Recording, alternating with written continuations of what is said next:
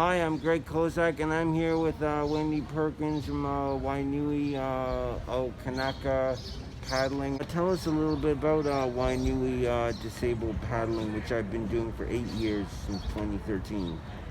Well, Greg, we started paddling for disabilities, for people with disabilities, here in Wai Nui O Kanaka a long time ago. And in 2004 to 2010, we were pioneers in Canada for putting people in a small boat all on their own with pontoons or an outrigger and teaching them how to paddle. We took it to Ottawa at the request of Canoe Kayak Canada, and to Halifax when they were hosting the Worlds.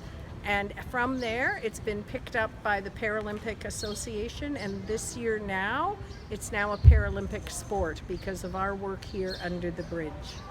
Wow. And do you know Sheila Kuyper, Greg? Yes, I do know Sheila Kuyper. Sheila Kuyper is one of our coaches who's also had an Olympic history here, in that she was the fastest woman at Burlow Canoe Club in C1, the Canada boat. Canada is the only country in the world that has a sport named after it. The Canadian boat is the canoe. And Canada gave that gift to the Olympic movement, including canoe, in 1932. Only men were allowed to paddle. In 1994, Sheila had been the best female canoeist in Canada for many years and in the world, but it had never been an Olympic sport. So she started a worldwide movement to include women in canoe in the Olympic sport. And this year, for the first time ever, it's a medal sport at the Olympics with women. So Sheila, who's here today, started that movement and volunteered for many years, flew all over the world, taught countries like Russia and Cuba and all over the world, Brazil, asking people to include women in their program. It was often thought that that was not possible, not desirable. People worried that it would take away spots from men. So we have a lot of history here under the bridge in Oakville. What made you want to start a movement in 1994 to include paddling as like a men and women's sport? Because in 1932 it was only classified as a men's sport. Well, I started paddling at that time, and I thought it was a bit odd that men could paddle this boat, but they wouldn't let women. And I just thought everybody should have the choice.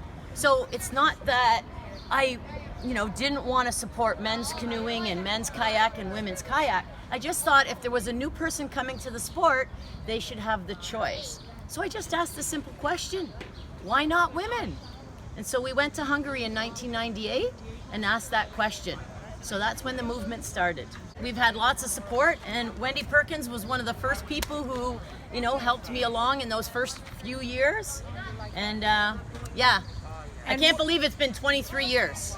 Were it not for COVID, Sheila right now would be off to Japan to give medals out for women in canoe at the Olympics. Wow. So maybe in Paris in 2024.